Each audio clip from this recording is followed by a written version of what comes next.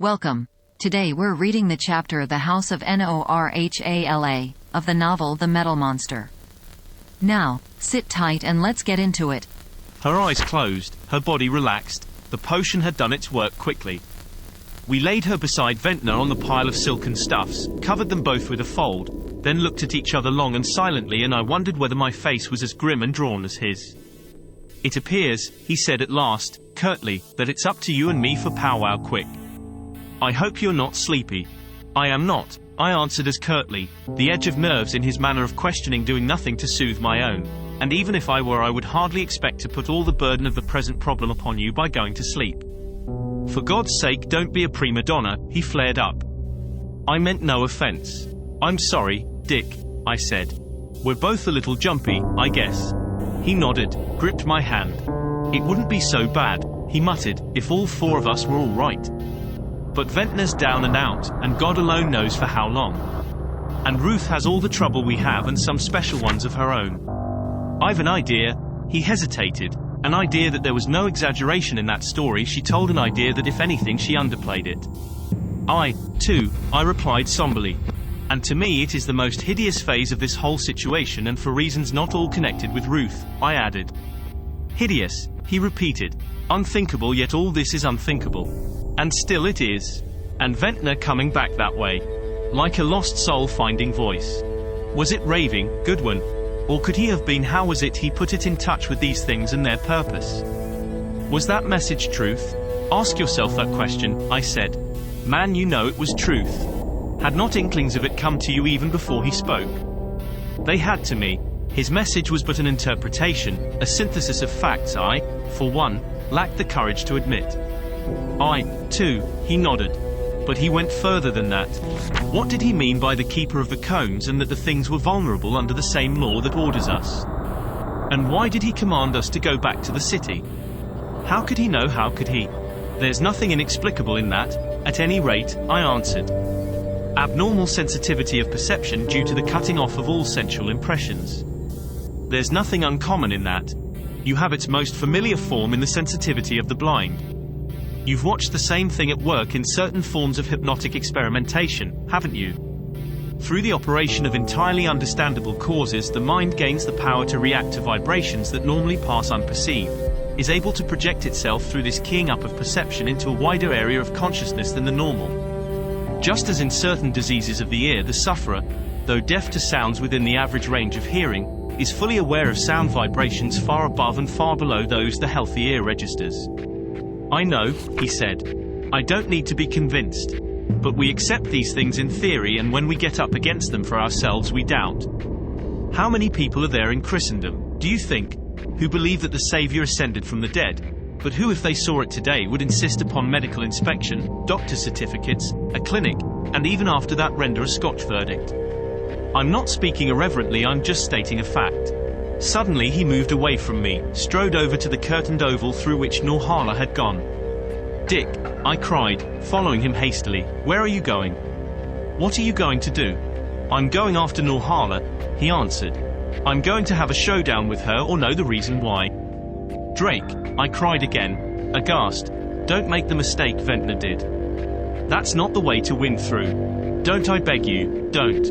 "You're wrong," he answered stubbornly. "I'm going to get her. She's got to talk." He thrust out a hand to the curtains. Before he could touch them, they were parted. Out from between them slithered the black eunuch. He stood motionless, regarding us, in the ink-black eyes a red flame of hatred.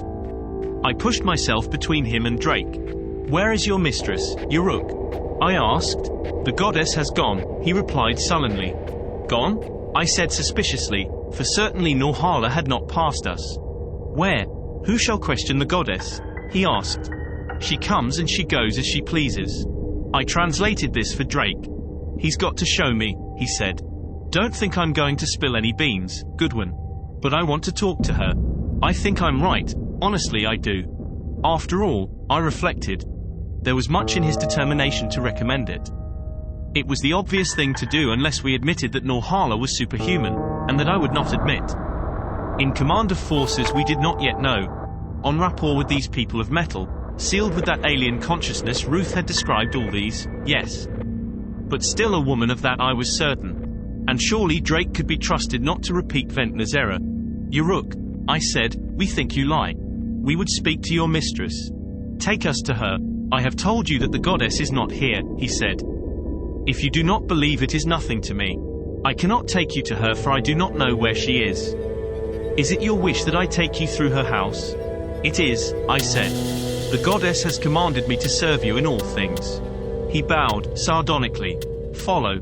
Our search was short. We stepped out into what, for want of better words, I can describe only as a central hall. It was circular, and strewn with thick-piled small rugs whose hues had been softened by the alchemy of time into exquisite, shadowy echoes of color. The walls of this hall were of the same moonstone substance that had enclosed the chamber upon whose inner threshold we were. They whirled straight up to the dome in a crystalline, cylindrical cone. 4 doorways like that in which we stood pierced them. Through each of their curtainings in turn we peered. All were precisely similar in shape and proportions, radiating in a lunetted, curved base triangle from the middle chamber. The curvature of the enclosing globe forming back wall and roof, the translucent slicings the sides, the circular floor of the inner hall the truncating lunette. The first of these chambers was utterly bare. The one opposite held a half-dozen suits of the lacquered armor, as many wicked-looking, short and double-edged swords and long javelins. The third I judged to be the lair of Uruk. Within it was a copper brazier, a stand of spears and a gigantic bow, a quiver full of arrows leaning beside it. The fourth room was littered with coffers great and small, of wood and of bronze, and all tightly closed. The fifth room was beyond question NORHALA's bedchamber. Upon its floor the ancient rugs were thick. A low couch of carven ivory inset with gold rested a few feet from the doorway. A dozen or more of the chests were scattered about and flowing over with silken stuffs. Upon the back of 4 golden lions stood a high mirror of polished silver. And close to it, in curiously incongruous domestic array, stood a stiffly marshalled row of sandals. Upon one of the chests were heaped combs and fillets of shell and gold and ivory studded with jewels blue and yellow and crimson. To all of these we gave but a passing glance. We sought for NORHALA, and of her we found no shadow. She had gone even as the black eunuch had said, flitting unseen past Ruth, perhaps, absorbed in her watch over her brother, perhaps through some hidden opening in this room of hers. Uruk let drop the curtains, sidled back to the first room, we after him. The 2 there had not moved. We drew the saddlebags close, propped ourselves against them. The black eunuch squatted a dozen feet away, facing us, chin upon his knees, taking us in with unblinking eyes blank of any emotion. Then he began to move slowly, his tremendously long arms in easy, soothing motion, the hands running along the floor upon their talons in arcs and circles. It was curious how these hands seemed to be endowed with a volition of their own, independent of the arms upon which they swung. And now I could see only the hands, shuttling so smoothly, so rhythmically back and forth, weaving so sleepily back and forth, black hands that dripped sleep, hypnotic. Hypnotic! I sprang from the lethargy closing upon me. In one quick side glance I saw Drake's head nodding in time to the movement of the black hands. I jumped to my feet, shaking with an intensity of rage unfamiliar to me, thrust my pistol into the wrinkled face. "Damn you!" I cried. "Stop that! Stop it and turn your back!" The corded muscles of the arms contracted, the claws of the slithering paws drew in as though he were about to clutch me, the ebon pools of eyes were covered with a frozen film of hate. He could not have known what was this tube with which I menaced him, but its threat he certainly sensed and was afraid to meet. He squatted about, wrapped his arms around his knees, crouched with back toward us. "What's the matter?" asked Drake drowsily. He tried to hypnotize us, I answered shortly. And pretty nearly did. So that's what it was. He was now wide awake. I watched those hands of his and got sleepier and sleepier. "I guess we'd better tie Mr. Uruk up." He jumped to his feet. "No," I said, restraining him. "No. He's safe enough as long as we're on the alert. I don't want to use any force on him yet. Wait until we know we can get something worthwhile by doing it." "All right," he nodded, grimly. "But when the time comes, I'm telling you straight, Doc, I'm going the limit. There's something about that human spider that makes me itch to squash him slowly." "I'll have no compunction when it's worthwhile," I answered as grimly. We sank down again against the saddlebags. Drake brought out a black pipe, looked at it sorrowfully, at me appealingly. "All mine was on that pony that bolted," I answered his wistfulness. "All mine was on my beast, too," he sighed. And I lost my pouch in that spurt from the ruins. He sighed again, clamped white teeth down upon the stem. Of course, he said at last, if Ventnor was right in that disembodied analysis of his, it's rather, well, terrifying, isn't it? It's all of that, I replied, and considerably more. Metal, he said, Drake mused. Things of metal with brains of thinking crystal and their blood, the lightnings. You accept that? So far as my own observation has gone, yes, I said.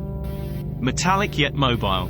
Inorganic but with all the quantities we have hitherto thought only those of the organic and with others added. Crystalline, of course, in structure and highly complex. Activated by magnetic electric forces consciously exerted and as much a part of their life as brain energy and nerve currents are of our human life. Animate, moving, sentient combinations of metal and electric energy. He said, the opening of the disk from the globe and of the two blasting stars from the pyramids show the flexibility of the outer plate, would you call it? I couldn't help thinking of the armadillo after I had time to think at all. It may be, I struggled against the conviction now strong upon me, it may be that within that metallic shell is an organic body, something soft animal, as there is within the horny carapace of the turtle, the nacreous valves of the oyster, the shells of the crustaceans. It may be that even their inner surface is organic. No, he interrupted. If there is a body as we know a body, it must be between the outer surface and the inner, for the latter is crystal, jewel-hard, impenetrable.